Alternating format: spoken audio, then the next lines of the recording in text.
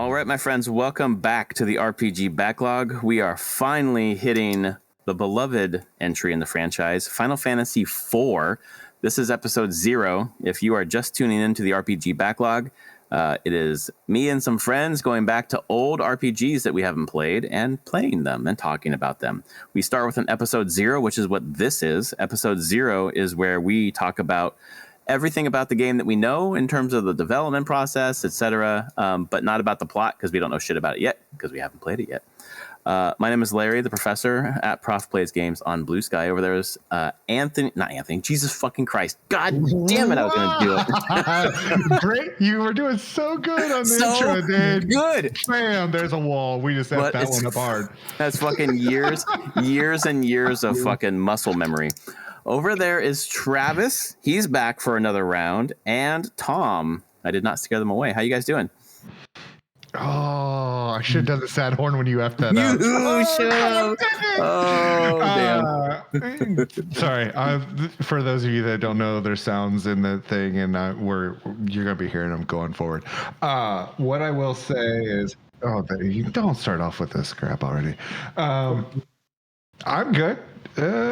Tom, how you doing? I'm doing good. We had the treat of meeting up IRL at Comic-Con, which that's right. We were full nerd. San Diego Comic-Con. Probably a while ago, but contemporaneously with the recording, it was just this weekend. So that was a real treat to get to see everybody in person. And I think we talked about this and said, yeah, it's time. So we're jump back in it. And we had an exciting announcement that at least I learned about. You have a friend who loves Final Fantasy Tactics as much as Travis does. So he may be coming and joining us later when we jump into that game.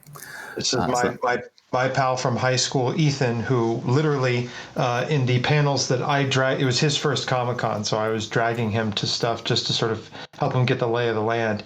And if he wasn't interested in what I picked, I swear to God, he was playing Tactics on his phone during the panels. Wow, he's hardcore. Okay, that's to establish his bona fides, and yeah, he's been a fan since I can remember when we met each other in high school, some 20 odd years ago. So yeah, I'll do my best to persuade him that it's worth the while. I think he's interested, so that should be fun. Very cool. I know Travis has played it and loves it too. So, you're picking up the remaster, right, Trav? Oh, duh. Pre-ordered. Yeah. Okay, got it. Yeah, that's the second that was announced. I'm like, hi, come to me now, please. Yeah. Yeah. I do not hide the fact that out of all the Final Fantasy games I've ever played, Tactics is by far my favorite. There is nothing that comes close to it. So. Well, we're going to be talking about that later in the year, before the year's end, I'm sure. But we are here to talk about Final Fantasy IV, which, according to, I almost said 17 because I was looking at the guide and I was on section 17. So I'm just that simple of a man. According to the RPG site guide that we tend to follow, there are 18 sections for this game. Final Fantasy IV, I finally have figured it out, guys. So in the US originally, before the 2, 3, and 5 were put out here, Final Fantasy IV was known as Final Fantasy II, and Final Fantasy VI was known as Final Fantasy III. We've covered that in previous podcasts, but I finally can remember it myself because half of 4 is 2, half of 6 is 3. Finally figured out a way to remember it. So that's a good thought. Oh man! So it was Final Fantasy II. And now it's Final Fantasy IV. It's the first Final Fantasy game that I think the story was praised for, looking through kind of the material and the research for this game. It has been described as kind of a watershed moment in dramatic storytelling in RPGs. Exactly.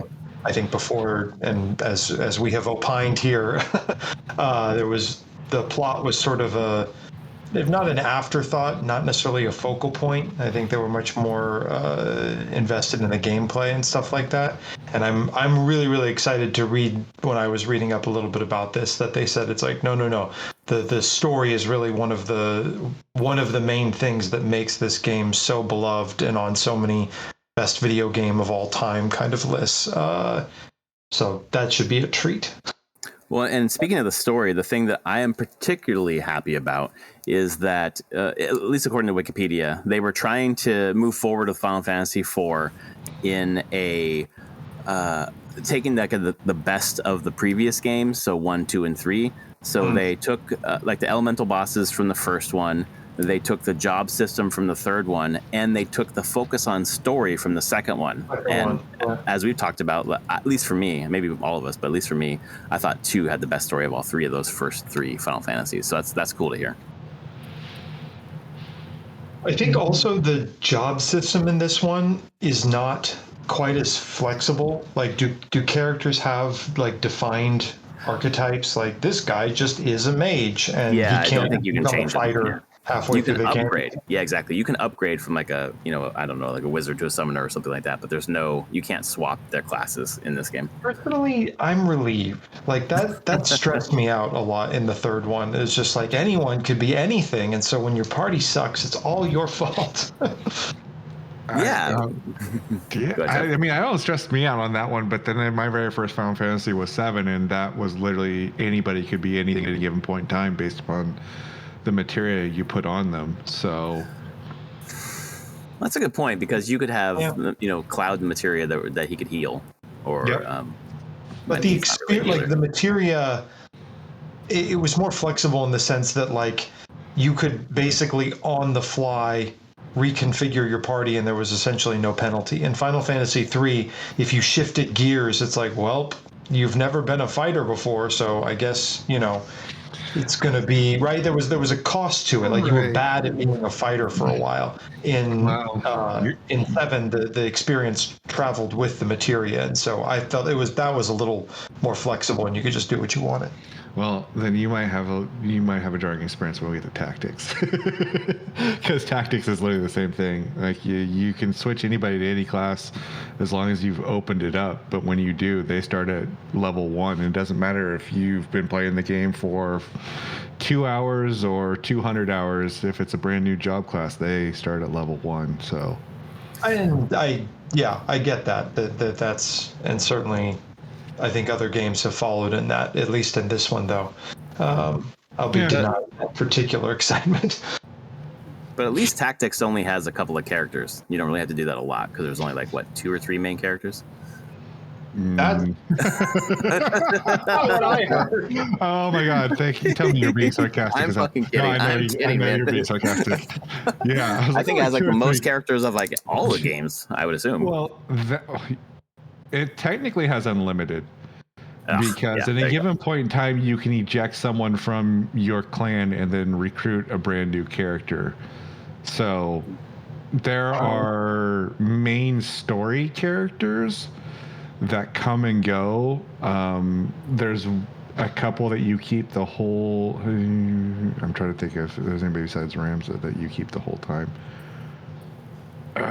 It's been a while. I can't remember. But anyways, point being, there's unlimited characters, because at a given point in time, you can recruit new people into your guild. And well, speaking of big parties, I read somewhere that in 4, you can have up to 5 people in your party, which is a change of pace from before. I think we only ever had tops 4, right? 4. The Super Famicom is giving them some extra power. This was the first one that came out on the Super Nintendo. And something that was interesting, you all might have read this in your research too. Once 3 wrapped up, they developed 2 games simultaneously. They're developing Final Fantasy 4 and 5. 4 was going to be for the Famicom or the Nintendo. And then they were damn near finished with it too, they were right? damn near 80% finished, and they scrapped it because of budget reasons and such. They were just going to go all in on the Famicom game, which ended up becoming the one we know as Final Fantasy 4. And that they basically carved a bunch of stuff out of that and then put it in the other game. So it's not yeah. And part of the carve out, the thing that was interesting was, going from the Nintendo to the Super Nintendo carts, they had more room. So like, hell yeah, let's add more content. And then when they had to put it into the game, they realized that they had 75% too much text, basically. So they had to trim down the text, and they cut down, at least according to the research, they cut down a lot of the non-essential dialogue. But it kind of, But then in the remasters, much of that got restored, is what I read. So. Oh, good. So the one we'll be playing, a lot of that got restored. It's in theory. There was just a throwaway line in the description, but they did eventually resurrect some of that. So interesting. The other thing that I thought was interesting from the design was the main designer from Final Fantasy III was last name or Tanaka, Hiromichi Tanaka, and he wanted to create a battle system that was more action oriented and not going into a menu. And Final Fantasy IV, it was going to be menu based again. So he's like, I'll jump onto a different game, and he ended up working on one of my favorite RPGs from the Super Nintendo, which was Secret of Mana.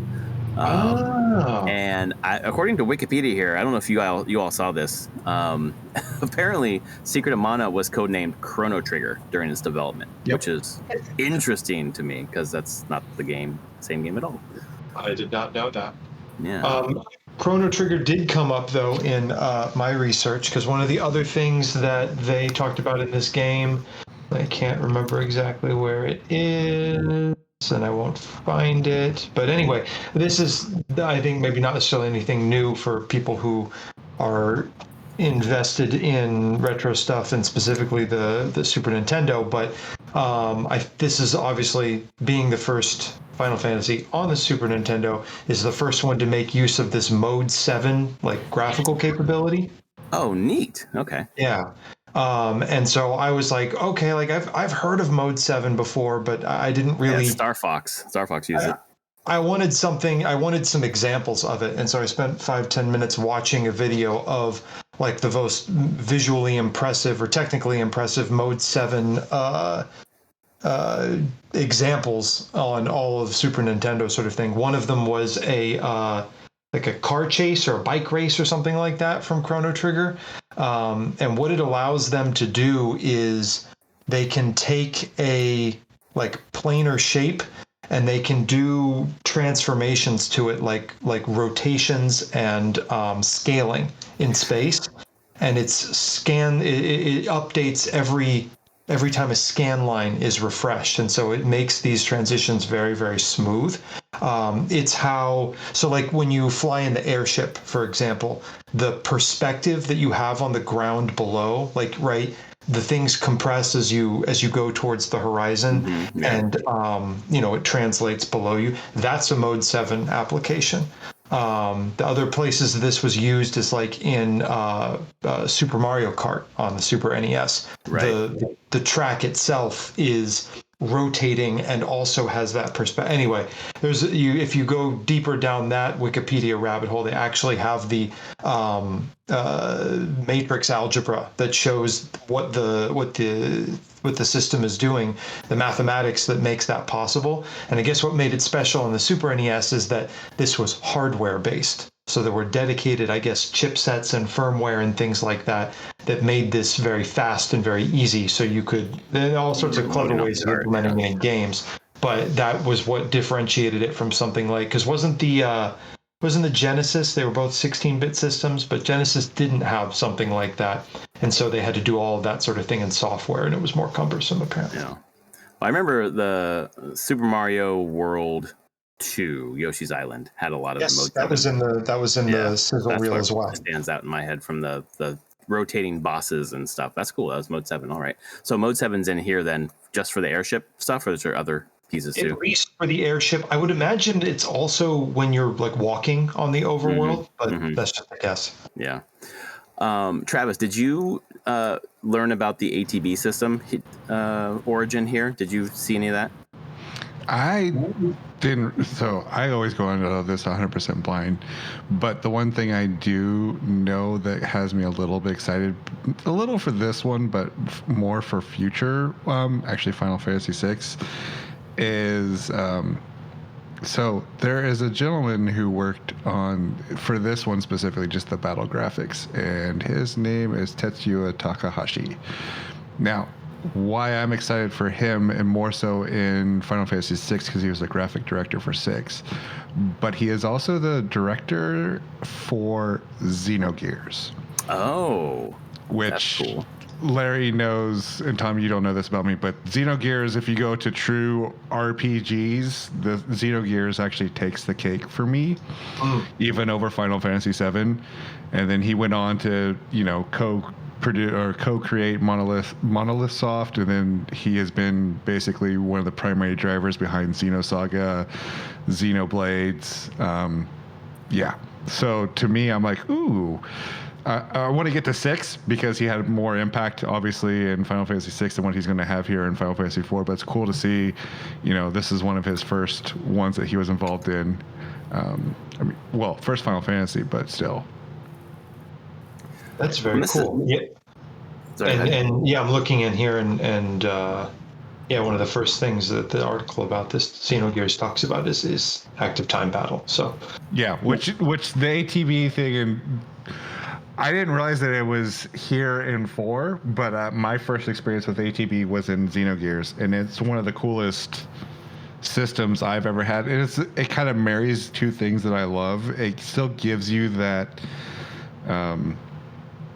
how to explain it? It still gives you that like turn-based RPG feel, but still makes it to where it's not so much of to the menu thing. It feels a little more interactive, because this is the reason why I stopped playing Final Fantasy games for the most part in the later games, is when they went into that full real-time fighting. It's like, okay, 12 was a great example. Like, you don't really control your players, and I was like, this is kind of BS, right? I want full control, and that's why I liked the ATB of Xenosaga, and it's kind of a cool thing to see that this is kind of where it's cool to see Tetsuya being involved in this one and knowing that there's an ATB function to it, and being like, okay, this is probably where he got the idea, or how part of that came into play into Xenosaga or Xenogears. So, well, in the creation of the ATB system here, like according to the research I'm looking at, this is the first time it was put into place in Final Fantasy IV, and it's because the designer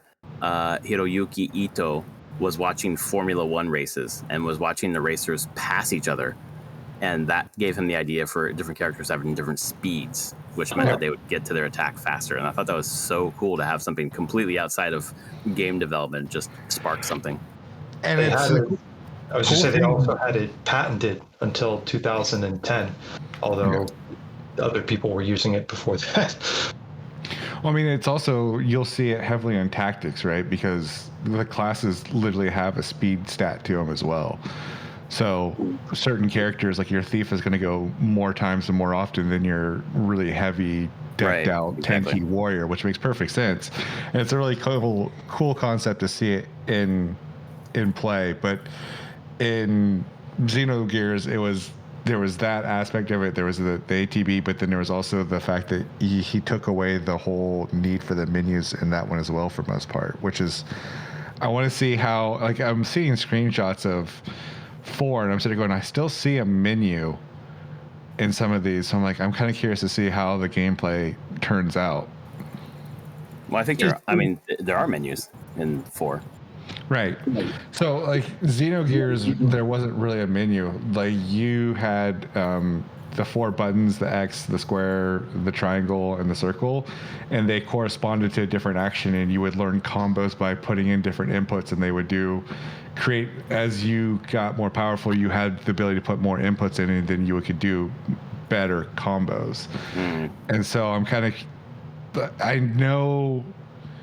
figure out when, if I don't know this, I don't know if Xenogears was the first time to implement that, but it's the only time I've ever seen it. I'm trying to figure out if we're ever going to see it in a Final Fantasy mainline series. Is the conceit supposed to be that basically you go in the menu and you say, okay, like, I want this guy to attack, and I want this guy to use magic, and I want this guy to, defend. And then once their little time meter fills up, they execute the action that you have queued? I don't know if it depends. Like, I've seen it, and I don't know how it's going to be implemented here, but I've seen somewhere it does that, where you put it in the action, and when the time meter comes up, they go.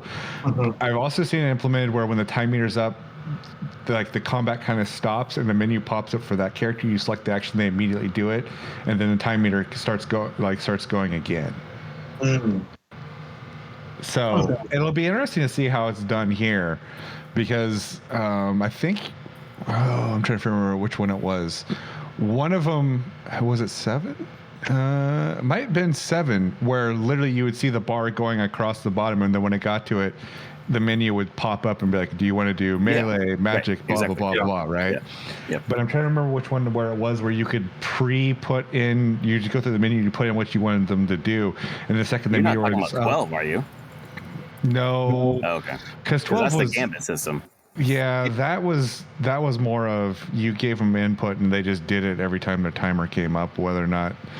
Right. But there was one where you could literally go through the menu and preload it, and it was set up similar to Final Fantasy VII or any of the early Final Fantasies, where you have your row of your guys on one side and the row of enemies on the other, and they would see the little timer going. But you could preload what you wanted to do ahead of schedule, so that when their time came up, they would just run and do it, and then you could jump in the menu and be like, okay, I want you to prep this skill next. And maybe it was 8 or 9. No, it wasn't 9. Maybe it was 10. I can't remember now. Anyways, it wasn't 9, but yeah, so I was like, it's not 9, because if it was 9, you would be like, yeah, I'm doing that right now since you're playing 9. It might have been 10. I mean, 9 has ATB, so. Yeah, after this one, I think most of them to some degree have some version of the ATB. Like the next certainly 7 does. Games all have them. Yeah. Yes, because 7 had it, 8 had it, 9 had it, 10 had it, and then 12 has it, and 12 has it as well. Differently implemented. Well, it's a different implementation of it, but it's still pretty much the same. It's still kind of. And then after that, I stopped knowing. Like, I don't know about 13 or 15. 15 doesn't have it as action. Yeah, because that's when I went full action. That's not. It's like a halfway. More than halfway, I should say. It's more than halfway, man. Yeah, it is. But point being, yeah, from here on out, I'm pretty sure some form of the ATB is running, whether it's in your face running and you see the bar going, or it's running in the background. There's some form of it running in Final Fantasy from here on out. Yeah.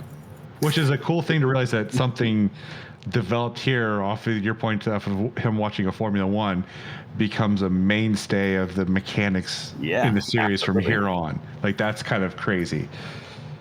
Well, I love how different pieces of culture influence others. Like that, this occurred because he liked Formula One. Like, that's cool. I don't know. I like that. Speaking of culture influencing things, Travis, I know that you know this. Tom, I'm not sure if you are not as deep into the sickness as Anthony, Travis, and I are, but I've learned a lot about Final Fantasy IV because of magic.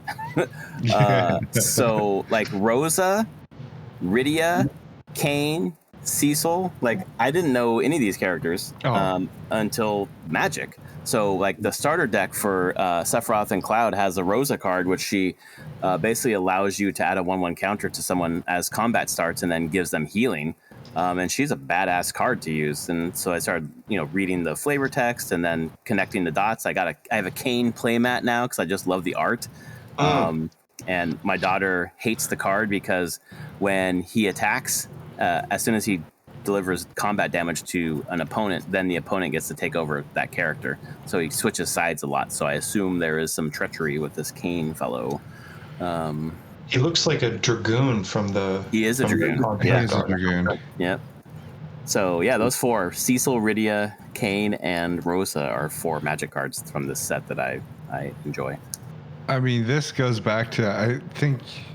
Have we had the conversation on the podcast, or if it was some other time we were talking about just going back and looking at some of the character sketches and artwork in this time period? It was you and I were talking with Anthony when he came back and he had gone to go see the Final Fantasy.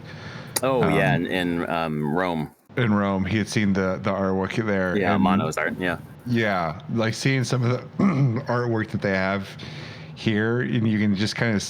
I don't know the dichotomy. Then seeing it here the way it originally was, and I know this is a little off topic, but then seeing how Wizards of the Coast and Magic just gave so much love to that original stuff to bring it to life in the cards, it's just mind blowing. But yeah, Cecil was already a known character because there was another game that was like a brawler game. I'm trying to remember what it was called, where it had a bunch of Final Fantasy characters in it. And now it's going to drive me up a wall. Oh, Dissidia? Yeah, thank you. Yeah, Dissidia. Yeah. where Cecil was in it. And yeah, it's cool seeing them there and now getting to see their origins. So Yes, exactly. I was Sorry, leaving space for Tom to jump in. I'm lost here. I stumbled into the wiki page for all the concept art, and there's so damn much of it. Yes. Is a lot of it from Amano? Yeah, I mean, there's all of that, like I guess who are the all the characters designs and things like that, and then everything's doubled because they I think when they did the maybe when it got ported to the Game Boy at some point. So they're all chibi too. There's like little. Oh yeah. Well, there were a lot of I don't know if port's the right word, but there was like 2 sequels to this game. They kept putting it out on different systems, the Wii, the PlayStation Portable, adding more things to it. Like Travis said, putting some of the stuff that was cut back in. There's a 3D version on the 3DS or DS maybe. Yeah, man, there's a lot of love for Final Fantasy IV from the creators of Final Fantasy IV. Yeah. This is one of those games that, as I think we've had this conversation before, where this is one of those beloved ones. Like, I have friends that are not big into Final Fantasy, but they sit there and they will gush about this one on the Super Nintendo as something that they remember very vividly. Yeah, I mean, when we're talking about in the research, at least, I was talking about like top RPGs, top video games, whatever. That 4 was always the highest Final Fantasy. I think lately, I feel like 6 has kind of taken that, perhaps. Obviously 7 as well, but it's like 4, 6, and 7 are the ones that are always talked about as like the great Final Fantasies. So. Yeah, and sometimes I wonder, because we've had this conversation where I'm like, oh, if you ask me mainline Final Fantasies, so that means I have to take tactics out of that. Yes, exactly. Yeah, we're talking mainline. Yeah, 7 is by far my favorite, but I can still play that game to this day and love it. Even the original blocky polygon version of it that was on the PlayStation 1 era. Yeah. But sometimes I wonder, is like, does everyone think it's the best because it really was, or is it because it was our gateway? Because like I said, I have friends that love 4 or 2 as they refer to it, and then I sit there, well, what about 7? Like, oh yeah, it was okay. But 4 is the one I'm like, okay. So I wonder sometimes if is it really are 4, 6, and 7 really the greatest ones, or is it because those were so many people's gateways into this series? Well, I kind of feel like it's like the first one, right? Like, obviously it's not the first Final Fantasy, but like each one's taken such a huge step forward. This one seems like quite a big step forward for the series. Not only because it's on the Super Nintendo, but also some of the stuff, the gameplay mechanics. Kind of galvanized. If both things can be true, right? Like that it is that good, right? It does represent like a material bump in the sophistication and the quality of the game that you're getting. And because of that, it brought so many more people into the franchise. And so I think you have those two things working together, and that helps to bolster its reputation.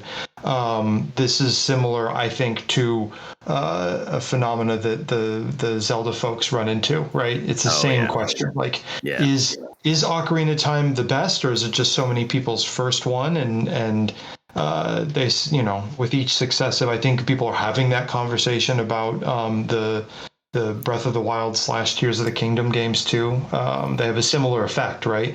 They really are. They represent a step forward for the franchise, and with that, it's like, oh gosh, the user base is twice as big now. So I will tell you, as a huge Legend of Zelda fan, my very first one was the original Legend of Zelda, but my favorite one is A Link to the Past, and I never owned a Super Nintendo, but to this day, A Link to the Past is still by far my favorite Legend of Zelda. Ocarina of Time, don't get me wrong, is amazing and I love it, but Link to the Past is my favorite. What's interesting that the Link to the Past has come up a couple times because that was a contemporary of Final Fantasy 4/2, the same year, 1991. So these things were doing things in the same space and doing different things. So that's pretty cool. in terms of, well, before I move on to that piece, is there anything else about the development or the history or anything we want to touch on before we move into talking about like how we're going to break up the gameplay? You guys are the ones that did all the research on the development stuff, so I'm going to leave that one to you two. Anything that we didn't mention that you want to talk about? Yeah. A little bit of the history, and you got some of the names. We talked about some of the technical stuff. I think that's for having never picked this game up, I think that's a decent overview. Yeah, I guess one more thing I'll mention, which is a very small thing. The programmer has been Nasir for the first three, and then this is the first one where it's not him. Now it is Ken Narita, so someone different. And it's the last piece about that. I was just going to say it's very much an artifact of the age, right? The programmer, singular. Yes, exactly. It's 14 people made this game, and they did it in a year. And I think that's awesome because if it's a game that lasts, it's enduring, to be able to put it together in that amount of time with that amount of people, like, that's great. I'd love to see more of these kind of things. And this is one of the things where we need Anthony. I'm so curious to hear how we've gotten to where we are in this day and age, to know that some of these great games, that's what I mean, were developed by such small teams and in such a quick turnaround. Now I get like the tools are more advanced than what they were back then, but at the same time I would think that with some of those advancements would be optimizations to make it a little bit easier. Right. I don't know. It's just interesting to hear, and I'm kind of curious now, like, well, how many people actually worked on Final Fantasy VII? Or how many people actually worked on Tactics? And if you turn around and tell me, it's like, oh yeah, it was like a team of 50 or 60, and they knocked it out in a year or a year and a half. I was sitting there going, okay, then why do we have so many people working on these games nowadays, and they still take 8-10 years, and half the time they're not even ready to be released? Yeah. Anyways, totally off topic. It's just crazy to hear these types of stats with these types of games that are just iconic. Yeah, I mean, there's certainly the level of graphical, fidelity or whatever is part of it for sure. But I love the idea that it's, we have on Earth, we are here for a finite amount of time. So for games that we love and series that we love to have more entries, more quality entries in a shorter amount of time, without people breaking their necks or whatever, it's just nice. I don't know. And that's part of the reason why I love the RPG backlog, because like we get to go back and play those games that we never played before. But yeah, that struck me. That was not even those 14 people, but it was basically a year. Yeah, I wonder how many of the older games, maybe larger teams, but still, I feel like a lot of those games that we think now, probably that were like, oh, that probably took years. It probably only took them a year and a half. Mm-hmm. I wonder what the Final Fantasy VII team size was. I'm going to see if I can Google that real fast. Like now, thanks, AI. AI is telling me that there are 4 party members. No shit. Oh, you still allow that stuff? I have all that stuff blocked. Oh, I would love to learn how to turn that shit off, because it's fucking annoying. Yeah, well, I'll figure it out anyways. I'll figure it out later. Cool. Anything else from the history of this game, Tom? No, I think I'm good. Cool. Well, then Final Fantasy IV, the walkthrough according to RPG site, is 18 sections. We are always... naive is the wrong word. We always try to say, like, well, let's aim for this and see how we do. So the part 1 is introductions to the characters, and then Baron, and then the Mist Dragon, whatever the fuck that means. And then there's Mist Village, Kaipo, and Oasis Town. And then 3 is Desert Grinding, which will be Travis's favorite part of the game. The Underground Waterway and Water Cavern. I don't know if you want to try the first 3, if you want to do the first 2. I don't know what you guys are feeling in terms of schedule for us moving forward. One thing to note, and I'm going to pull it up real quick, but I want to say that we looked up the time to beat for this. Oh, okay. And it was significantly, or I thought it was, it's seen, oh, no, okay, never mind. Now I remember this now. It was 4 starts off kind of around the same as the other ones, or it's comparable. It's 20 hours for the main story. Okay. And I think we were coming in at, between 12 and 16 or 17 for the past couple.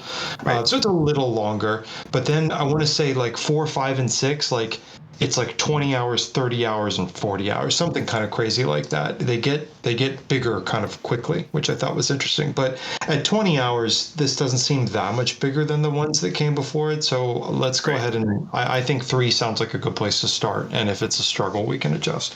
Okay, sounds good. Trav? I'm open to that. Sorry, I'm like trying to find how many people worked on Final Fantasy VII because I'm really freaking curious. Grant, I think it's gonna be a lot. So, development of Final Fantasy VII resumed in late 1995 and required the efforts of approximately 120 artists and programmers. Okay. So it ramped up quite a bit then between 4 and 7. I mean, it makes sense, right? Four is the one that kind of put them on the map. 6 is the one that pushed them over the edge. So I think there was a lot of hype coming into to 7. Yeah, that makes sense. Well, and also it's on PS1, which was that 32-bit? Yeah. Sure. No, yeah. 64? 64. 64? So the N64 was obviously 64. So yeah. Well, I will read this little bit of the guide here, Travis. First of all, make sure that Rydia is in the back row. We suggest that you make sure that you level up a bit here in the desert as the difficulty ramps up a bit here. So we recommend that you level up here and don't leave until she's around level 10. So there will be some grinding in your future. I mean, she'll probably already be level 10 by the time I get there. Let's be fair. Yeah, probably. Well, I'm looking forward to exploring these characters that I only know from magic cards at this point. So, wow, what a great confluence of events. Cool. Well, anything else, guys? No, we should play. Fuck it, we're not. Yeah, there's episode 0 is the only episode of Final Fantasy IV. We quit. We're not going to play this game. We're not moving on. We're done now. No, if that was the case, I would have quit after 12, man. You would have quit after the first fucking game in the podcast, dude. Oh my god. Oh, that's funny. That was man. Yeah. I guess if we're not playing RPGs anymore, but we still have the soundboard, like, are we like a morning show now on a FM we radio can pivot. station? We can pivot to other topics. Oh my god. Oh my god. Oh god, this is Traffic on the nines. Get ready. We better end this before this degrades into just a random. We're getting delirious and yes. All right. So thanks, folks, for listening. If you like our podcast, please rate it on your podcast service of choice. And we will be back next week with episode 1 of Final Fantasy IV, where we'll play through the first 3 sections and see what we think. All right, folks. See you next week. Later. Bye.